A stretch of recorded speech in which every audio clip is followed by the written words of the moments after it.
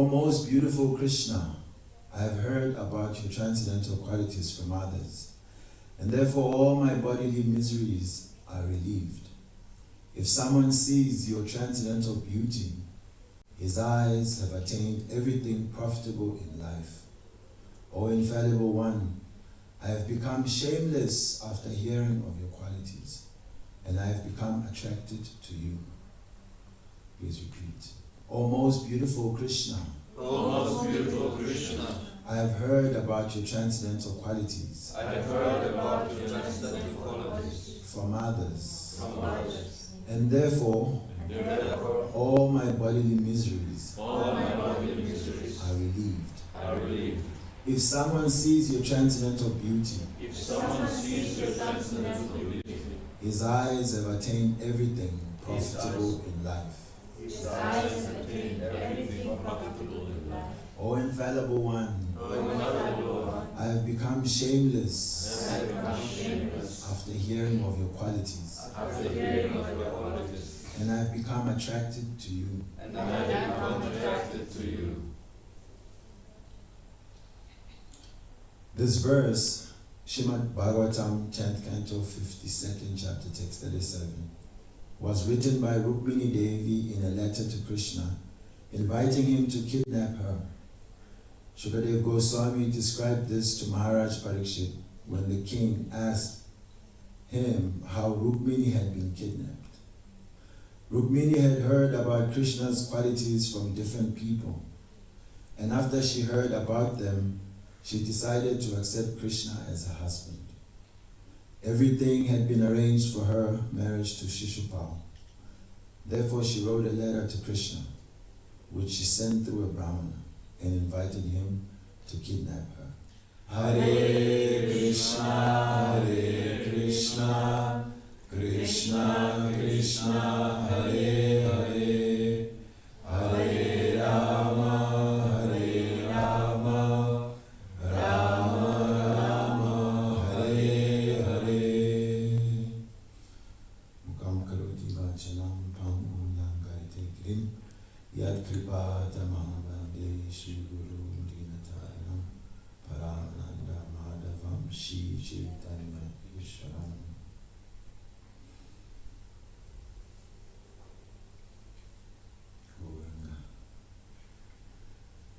Very pleasing to the heart to be back in Zurich Temple and seeing many familiar faces and also some faces I have not seen. So thank you to Gorintai for keeping us alive in his mission, and thank you to all of you for keeping ISKCON Zurich alive.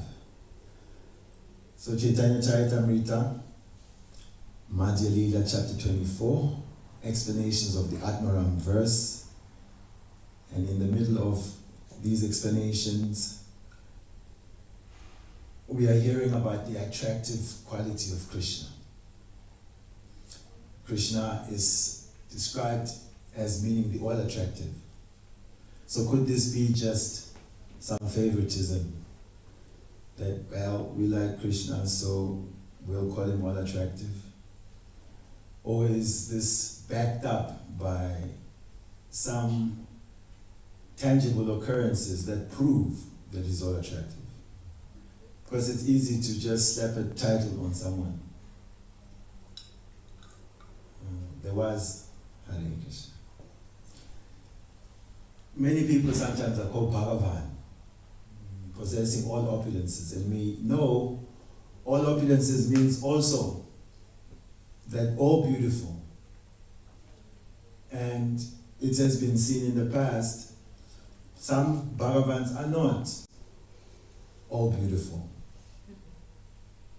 but they're called Bhagavan. So that is one situation in life where a tag is just put on something. The number one toothpaste.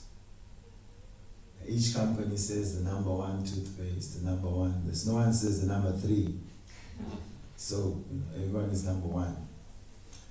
So unless it's the Achintya platform that all of them are number one, and we understand it is just branded so. So Krishna, all attractive. Why is he all attractive?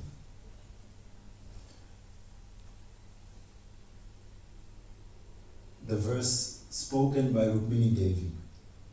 She is raised in the palace, cultured young lady. Because the father is an important man, so many important sages came past the court.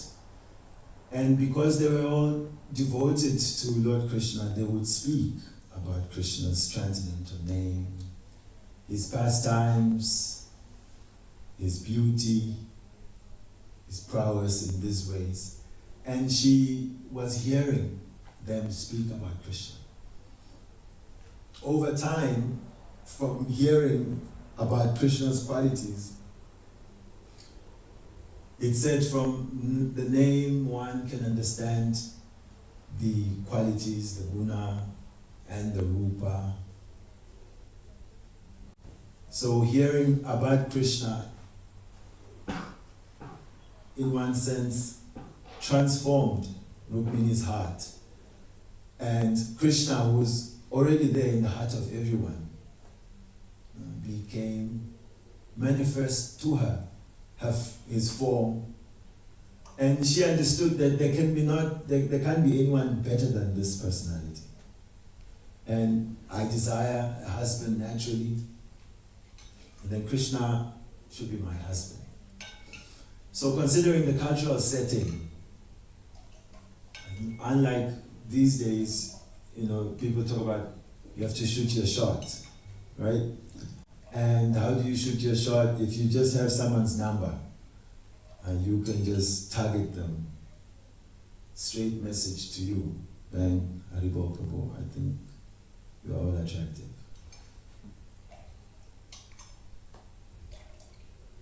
She was preparing for a wedding. At least everyone around her was preparing for a wedding. Can you imagine you're part of a wedding that you don't want to be? Ladies, he's been chosen. The father didn't want Shishupal. He's a devotee. He would have preferred Krishna as a husband. But Rukmini, her elder brother, had decided, you will marry Shishupal. So because the elder brother he's already in this bhav of preparing to be the king. He's next in line. So the father also wants to give him the feeling that, look son, you have to rule over the place. So he's pushing his weight. King is now old. He doesn't want to create any waves. So he kind of agreed, went along. So Rukmini told his friend Shishupal, it's all green light. There was preparations for the wedding. Shishupal invited his friends. And this is the nightmare of all people who want to go and get married. That there is no wedding day jitters that leads to being left at the altar. So she decided how to get out of this situation. My heart is given over to Krishna. She wrote a letter. Here we are hearing words from her letter. Very sincere, heartfelt. She is a most pure soul. Of course, she's an eternal associate of the Lord. And she's expressing, Shrutva Gunan Bhuvana Sundara Shinvatamte, O most beautiful Krishna. I've heard about your transcendental qualities from others. And therefore all my bodily miseries are relieved. Don't know if there's anyone you know, by hearing about them, you feel your bodily misery is relieved. Like Spider-Man or something. Or Donald Trump. Personally, Hare Krishna, I like him, so shoot me. No mortal being possesses that potency that when their name or their qualities, glories or infamous activities, when heard, have that impact. Because Krishna is a transcendental being. He is the soul of all souls. So when Krishna is contacted, then naturally the living being enters that domain of transcendence. All the modes of nature and their troubling effects are suspended. And because Krishna is absolute, then his name, his qualities, his activities are none different from him. So hearing about Krishna is direct association with Krishna. And of course, Rukmini Devi is not hearing from, some paid reciter of the glories. You get some gestures in the court of a king. I grew up in the country of Swaziland. That's the last absolute monarch on planet Earth. And many times we get the darshan of the king, Swati III. We hope the Bhagavatam we gave to you becomes read and you can lead following such great kings of the Bhagavatam. So when the king is coming, then there's lots of men and women singing his glories. So they say so many things. There's a potency in that glorification. Bhagavad Gita says, of all human beings, I'm the king. So the king is meant to represent the authority of the personality of Godhead on earth. And so the system of honoring kings is legitimate as per the Vedic culture. So we've heard such glorification of the king, but we didn't feel that our miseries were being mitigated.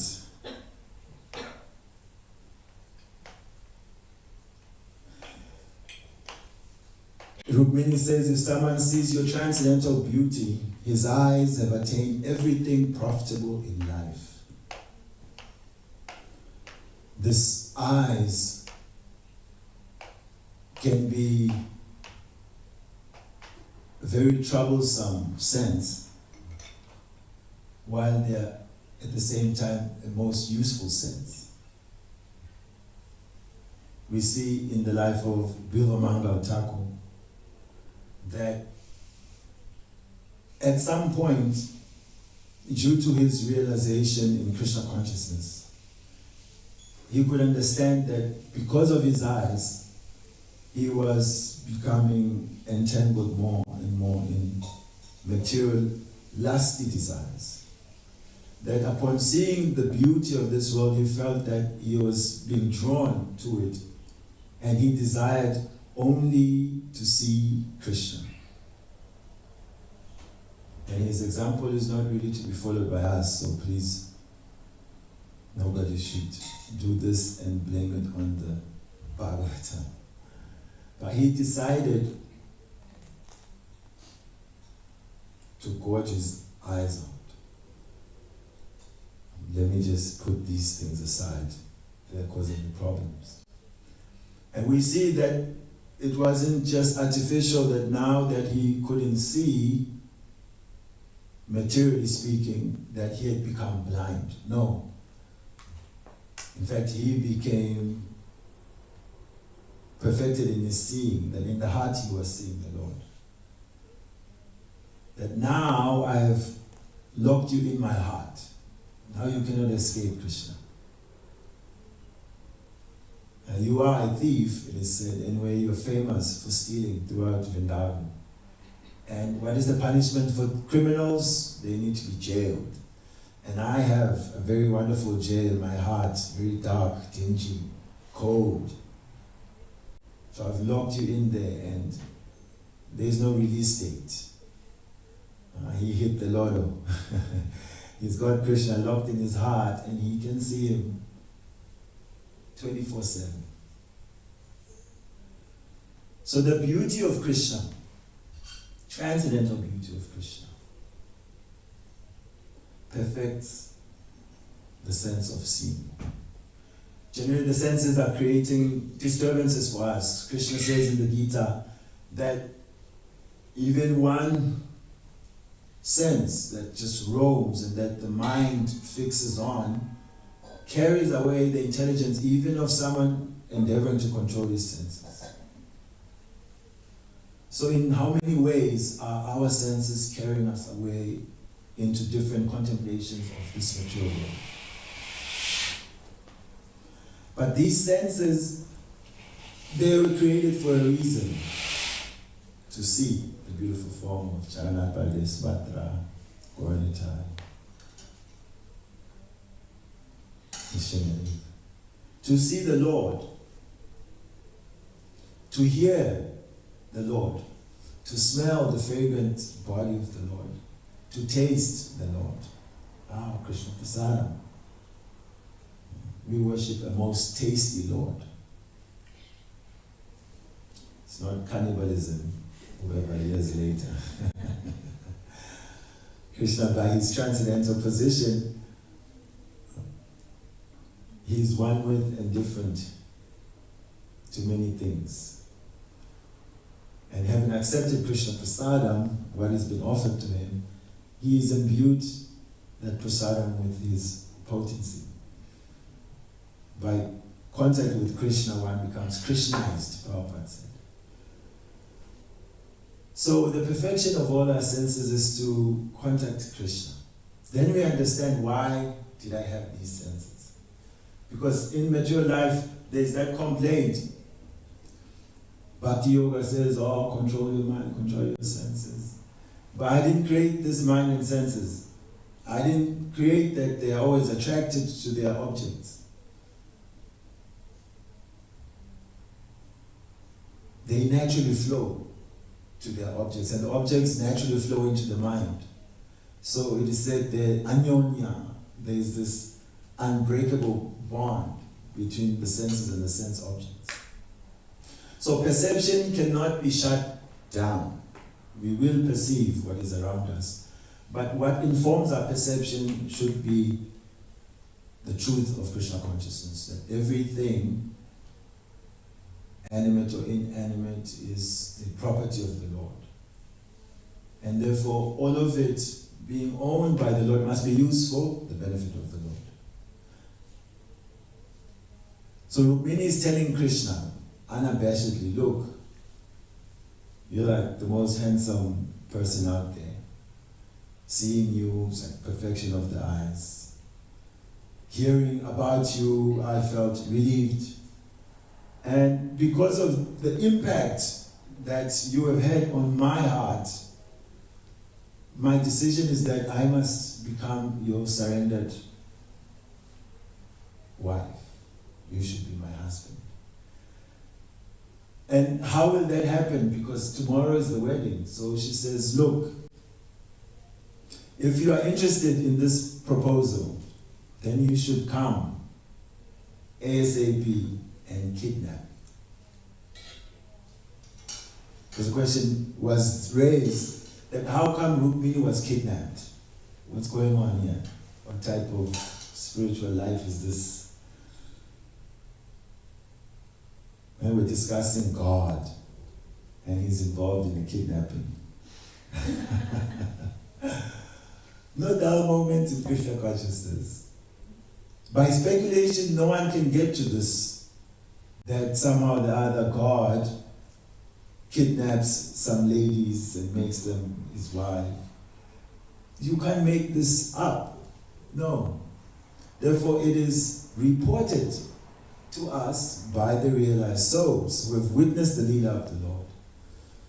And the Lord is there to break all our misconceptions about who he is, or how he is, how he should be, how he should not. Because if you were to curate your own God, We have some idea of what is all good.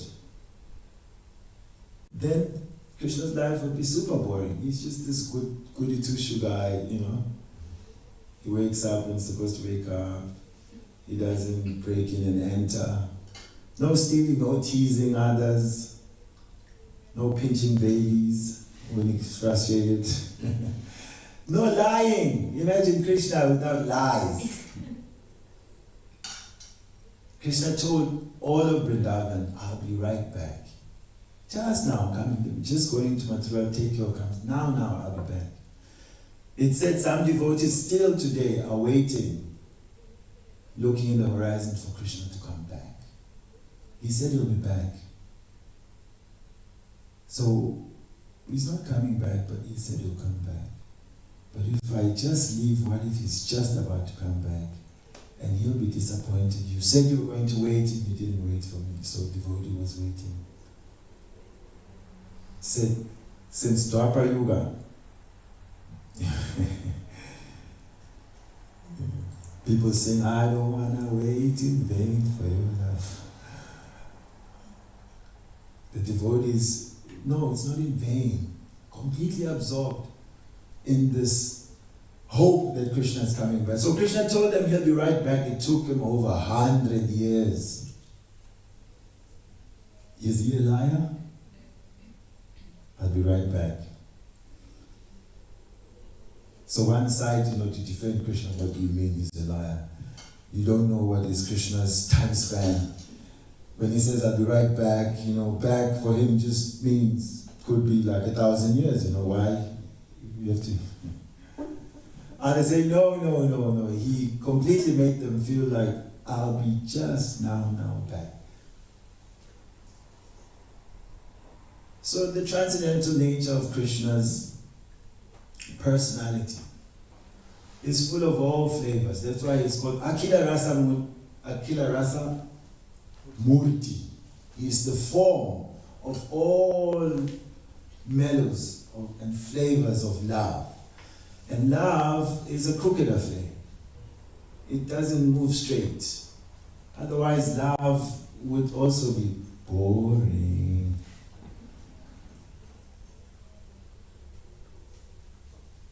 That is why in material life, when the mode of passion creates some sort of excitement, we don't know what's going on, we cannot trust if he's coming at 8 or at 10. What are we doing tonight? Oh my God, it's too drunk. Will we die?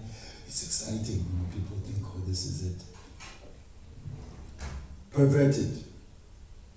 But the excitement of Krishna, not knowing if he's telling the truth, if he's coming now, if what's going to happen, is transcendental. And therefore creates newer and newer tastes for the devotees. So Krishna leaves his house, the cowherd boys are celebrating. Bugles and trumpets, let's go. They know that it's going to be super fun in the forest. Some demon's going to show up. We don't know how Krishna's going to handle that guy. What's in the tiffins? Whose prasadam will be stolen today? What games are we going to play? We're going to defeat Krishna today. Yesterday, just made it. He just beat Sridham in the race. But today is the day. So everything that Krishna is doing, naturally, not artificially, because liberated life means Krishna praying. The consciousness is filled with love of Krishna. And by nature, love can only be alive in thought of the beloved. When they say is the life of our lives. So you take Krishna away, you've killed us. Akrura, he came to Vrindavan with such a mission. The gopis heard that there's this calamity that is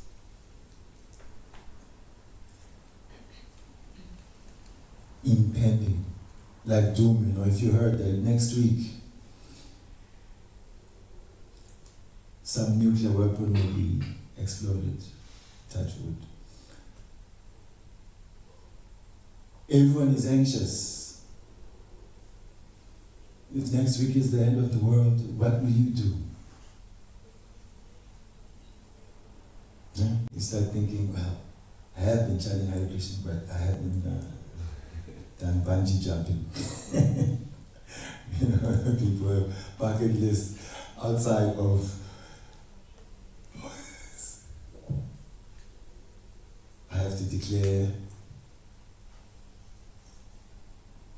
my love before it's too late. So when they heard this, they were already in great suffering. No, it's not true, it's not possible. Who would allow someone to come and take Krishna from Vrindavan? Days were coming closer. Soon enough, chariot is approaching Vrindavan. Could it be? Oh yes, it is. Who is he? His name is Akrura. Nonsense. How is he Akrura? He's Krura, very cruel. He has come to take Krishna. Oh, but then everyone is supporting him. They're welcoming him, they're washing his feet, garlanding him. So they are in on this conspiracy to kill us all. Gopis will meditate. What is Vrindavan without Krishna? Who are we without Krishna? So their very lives, their very forms are love of Krishna. It's difficult for us to think of this, that there is not an inch of their existence not saturated with love of Krishna. He is their all. He is their all. And now this threat that he will be removed from their vision. They will no longer play with him. They will not hear his joking words. They will not see how he dances. They will not hear the sound of his flute. What is this? What bad karma.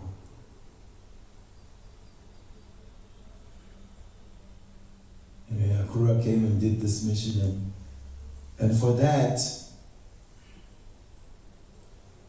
he got cursed. That's why he was embroiled in all this Shamantaka jewel business, conspiracy, murder was going on. Satyajit was butchered in the night. Akrura was lying to Krishna, I don't have the jewel. And Krishna says, look, Baba, you've got a golden altar.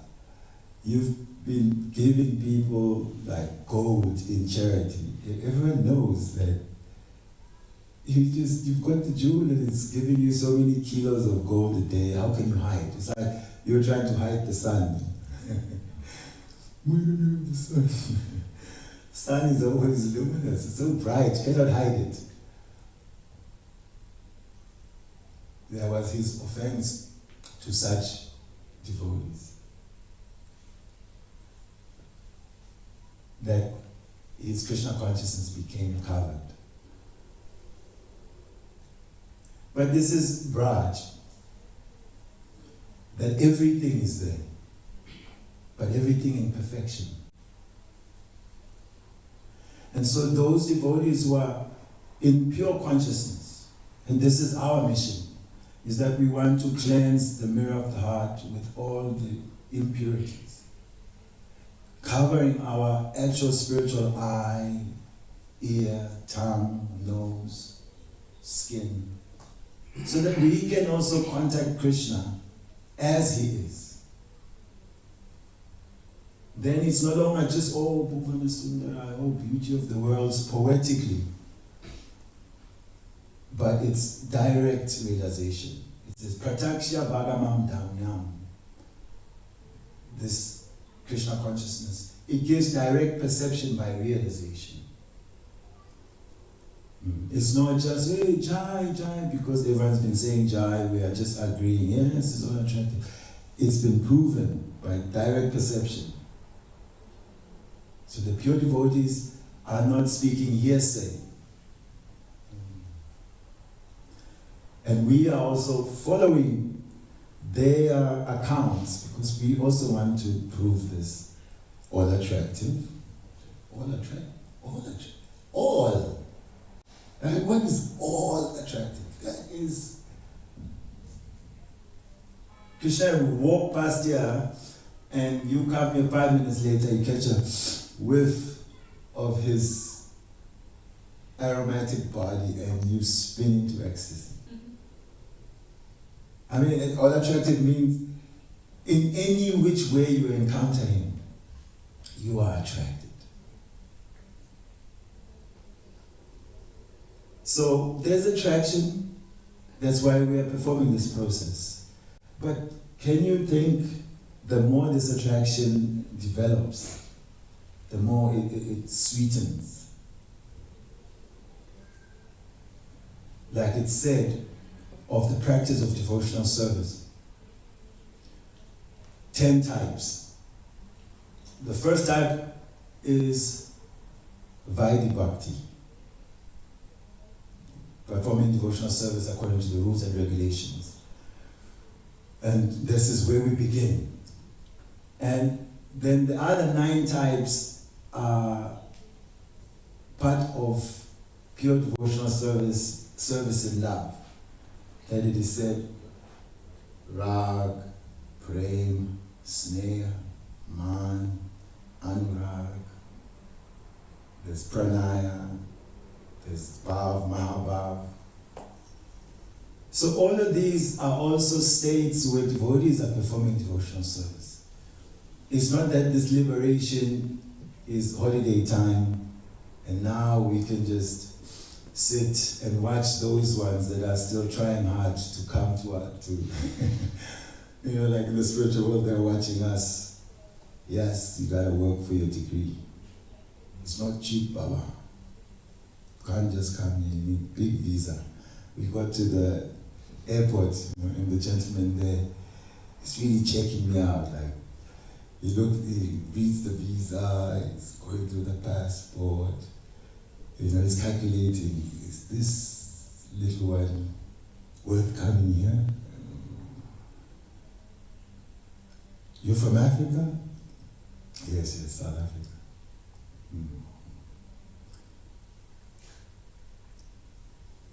Yeah. So how long will you stay? What will you be doing? I came to visit my friends. I'm just going to be happy while I'm here. Huh?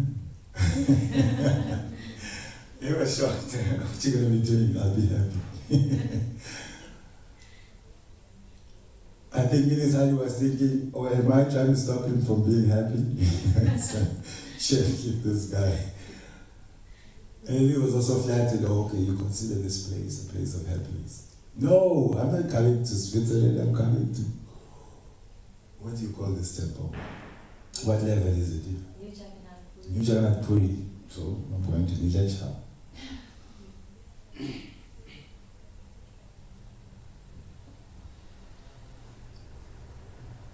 So they're not watching us thinking we are just struggling, they are also engaged in devotional service. But this devotional service is levels and levels of sweeter and sweeter and more sweeter, more perfect, more.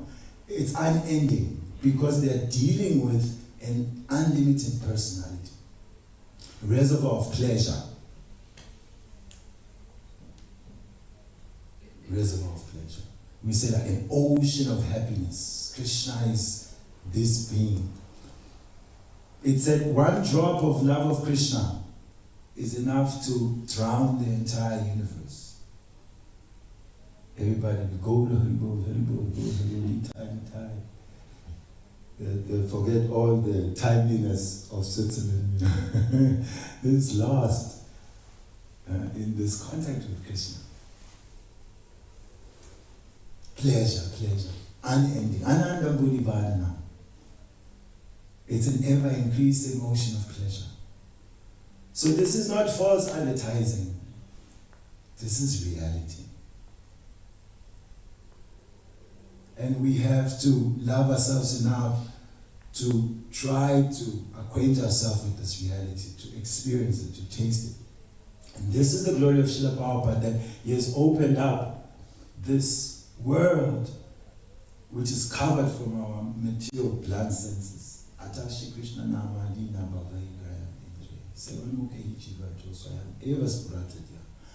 and he has given us, use the same term, blunt as it is, chant the holy name of Krishna. Chant sincerely, taste Krishna Prasadam. And then, gradually, naturally, we start to walk into this kingdom of bhakti. How amazing. How amazing that the prospects of Krishna consciousness are beyond imagination. Everything else here, you can call someone and find out what it means to be a CEO of a multinational corporation. What does it mean to be a Hollywood megastar? It's been done, and the results are there for all to see. It all fades into just old age, disease, and death. Then a few people may remember there was, remember that movie in the 60s? They parade you out, having been victimized by time, boom. But a platform where there is no death, old age, disease, and death. Now this is serious attainment. This is worth putting one's energy into. So Rukmini is teaching us that if we hear with seriousness, with faith, from the right sources, as we're hearing from this Bhagavatam, and we meditate about what we've heard, and we follow in the footsteps of such devotees, then that will become our reality, where, without doubt, we have decided, Krishna, I'm yours, you take me. Krishna, I don't want anything else. I just want your service, birth after birth. We chant the Shikshastakam, and we come to that fourth sloka. And at the temple, I'd always kind of look around, because I was also looking at my own heart. Nadanam Najanam Sundarim. We chant that, and I don't want followers, I don't want... You say it, and then you just, the other day, one devotee, we had sent her these prayers. And so she gave feedback, Prabhu, I like the prayers, but, you know, the fourth one, how realistic is that? I still want to make money, I want to have a family in the future, this and that. I said, look, it's not your realization or mine. This is Lord Chaitanya, Srimati Radharani, showing us that all that we find most attractive in this material world is pale and insignificant to the glory of devotional service. That all that he wants is birth after birth, may I have devotional service. So we should think, this devotional service, then what is it? What taste is in this devotional service? So we heard different levels of ecstatic Krishna consciousness. There's great taste. That in that love of God, who cares? Dhanam, Sundari, followers.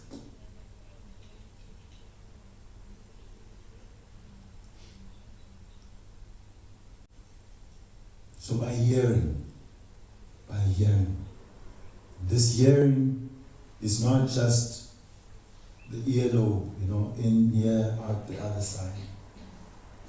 But what is so wonderful is that we've got this chance every day to keep hearing. Nityam Bhagavata Seva.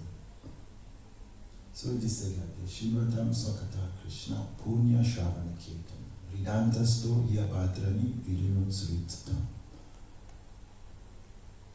When we hear, just the hearing itself is great punya, great piety. Hearing Bhagavatam, Charitamrita, then that cleanses the heart.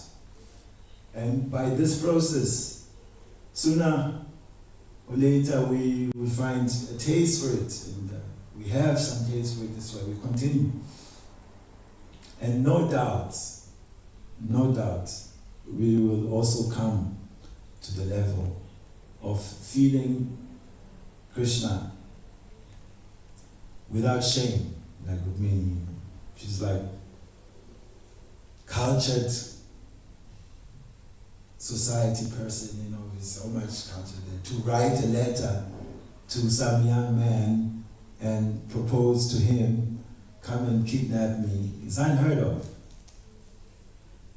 But to hell with social convention, to hell with my brother Rukmini. I love him, but I'm not going to be married to Shishupal. She writes that you are like a lion, Krishna, and you should come and take me. Otherwise, all these jackals, like Shishupal, they want to have what's meant for you, the lion. So the devotee also is awake. How to get the service, how to keep it, how to improve it. Rukmini didn't just sit in a corner and cry, Rukmini, I'm doomed. No. She was active to, what will I do? I know I must tell him, Krishna, come get me. So we are also praying that Krishna, the great kidnapper, should kidnap us from our engagement in material existence.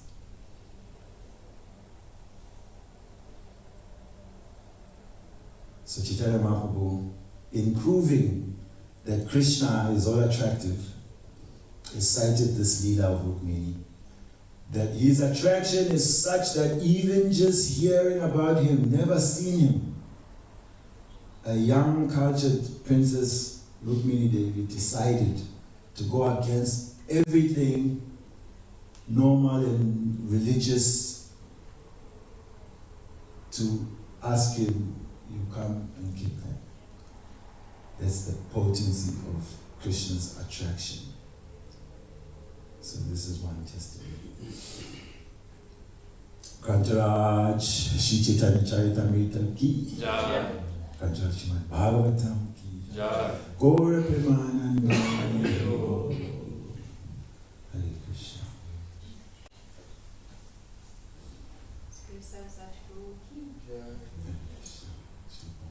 Some thoughts, dear devotees.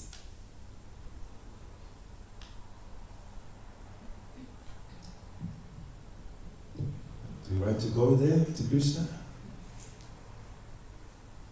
We're already here. Someone. I have a question. That I think day before yesterday, we were discussing how Krishna's eyebrows are so beautiful that they can even conquer. I think Lokapatni was sharing that Niranjan Rani was advising a brahmachari who was struggling with love, that just concentrate on Krishna's eyebrows. And then I read yesterday how Krishna's eyebrows actually conquer the Cupid, and therefore it makes sense that you can conquer over your lust if you really concentrate on Krishna's beauty. And sometimes during my service on the altar, I can really, they are so beautiful. But then at the same time I reflect that my material attachments are also so strong. That you do realize the beauty of the Lord, but somehow you're not fully enamored by it. And then sometimes I think, if at all in this life I have any hope to be enamored by Krishna's beauty and have that, not be distracted, actually. So if you would like to share some thoughts how we can towards that goal of not being distracted but being fully enamored by Lord's beauty. I'm also looking for that answer.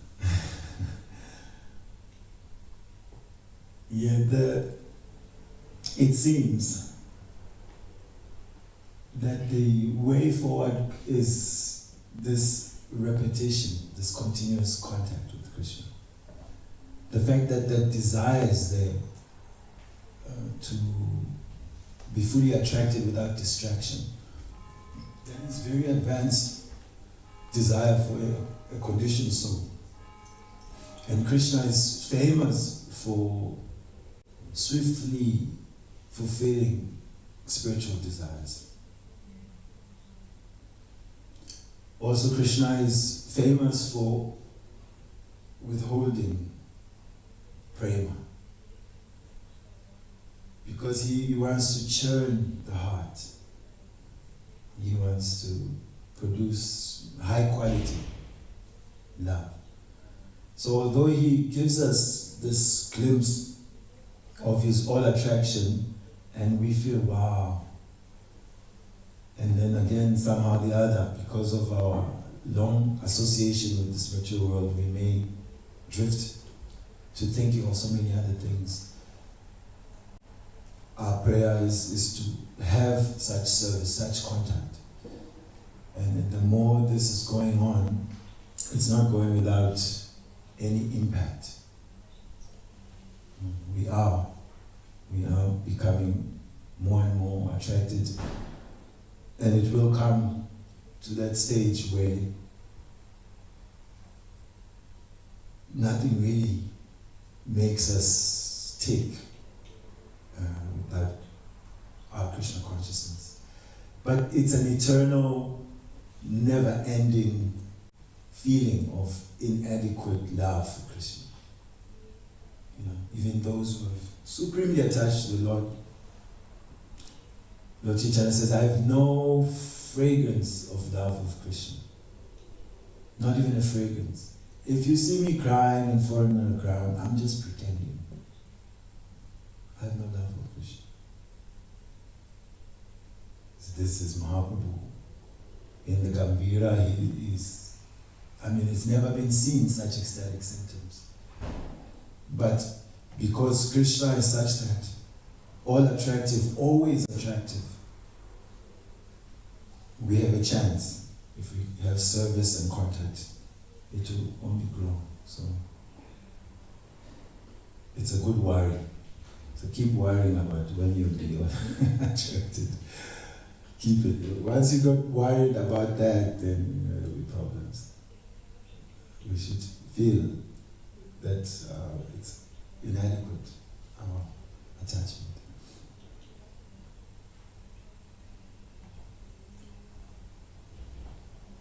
Yes. Hare Krishna Prabhu, thank you so much for your lecture, insight into the spiritual world a bit. When you were mentioning that the gopis felt so like, what is life without Krishna? And they felt so void. I was remembered by a question a friend asked me once, like, I cannot imagine anymore like how it could be without Krishna if people are living out there and they don't feel Krishna. And I was just saying like, yeah, it's so void that they have to keep doing material things that they are not reminded of this voidness. But then if we reflect and see how we are actually in contact with Krishna, but we don't feel anything, it's actually even, it's also so empty actually in our heart and in our mind. And it's just amazing how we can still feel happy, and I think we're on the right path, although we're actually completely far away from Krishna Prema. So.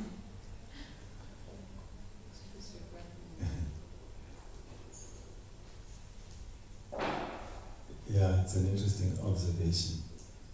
That if you're feeling, and that comes, sometimes you're chanting Krishna's name, you may sit before the deity or whatever, and you're just chewing on cardboard.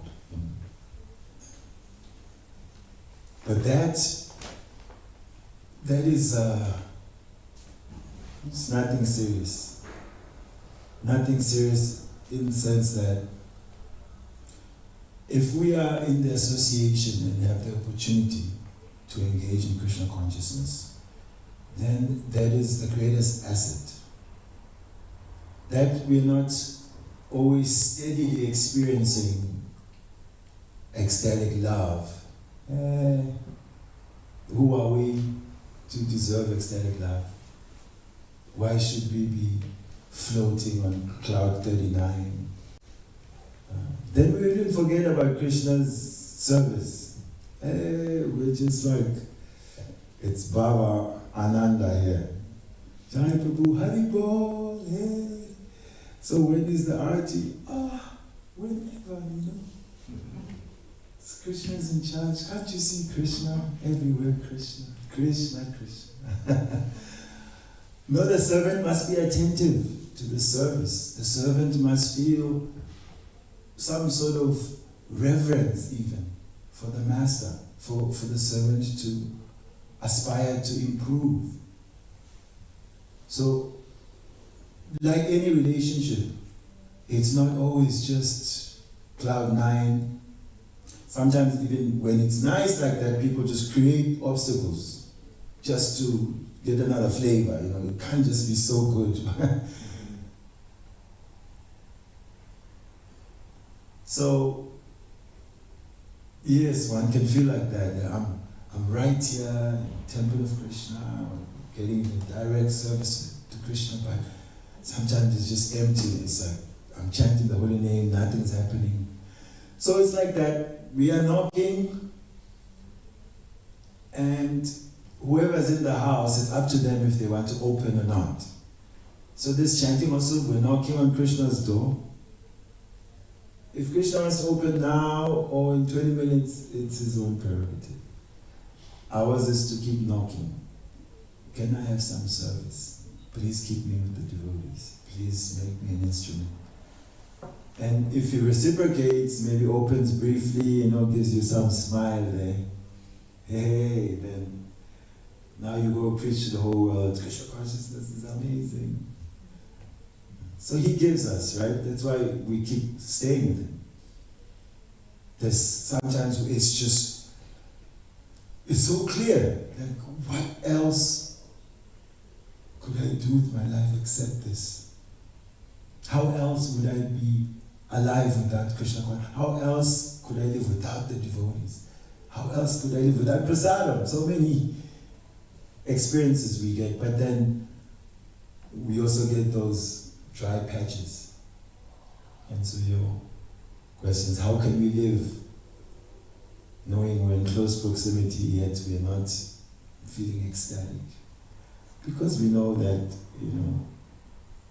the hills and the valleys, so it'll come, but we said it's crooked, this love business, it's not straight. Krishna himself is crooked. I read Krishna Kotoki, and Krishna, his name is also very funny. And it's comedic, actually, how he conducts this relationship with unlimited living beings. Can you imagine the one person can keep so many living beings wandering, guessing on their toes, trying this and this yoga, meditation, tapasya, fasting, just to get with him. And he's just like a big old prankster. He's having a good time. So it's funny how we're in a whole fit about this boy.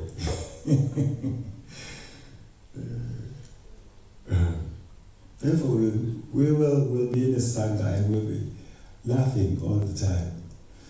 Imagine the coward boys, they have the sense of equality with Krishna. So like they don't take him You know, the demigods came and they worshipped Krishna, Indra was there. And they were laughing like, so you're like some big guy, huh? Demigods worshipping you. They were holding some big incense, and Krishna is just like, hey, come on, just leave me. God, people fighting wars. Yeah, he just wants you to come play. So like that, Krishna, he is on and off, unreliable. He's unreliable. Can't confirm him. Yeah, that's why it's exciting.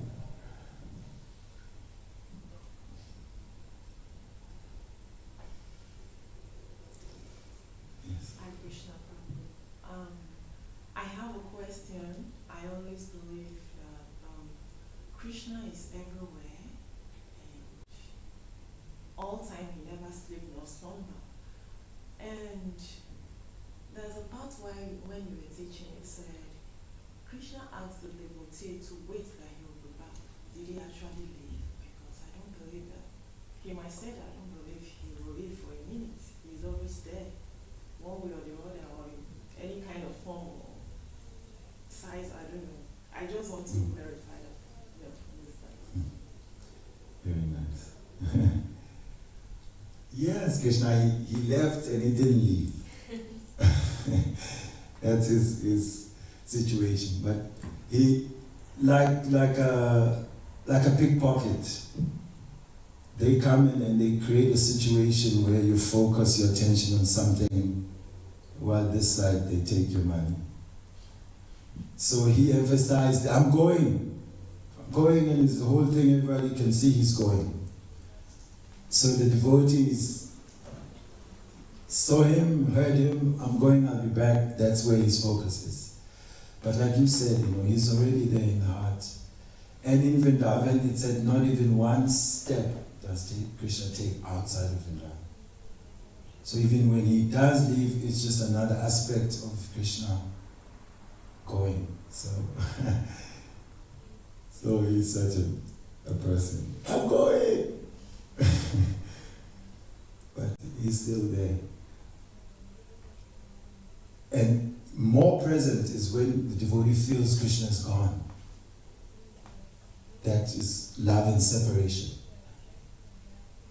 It's heightened. Oh my God, Krishna is gone. Then he's more present. Otherwise, how does the devotee wait so long? If it's just void, no Krishna, that.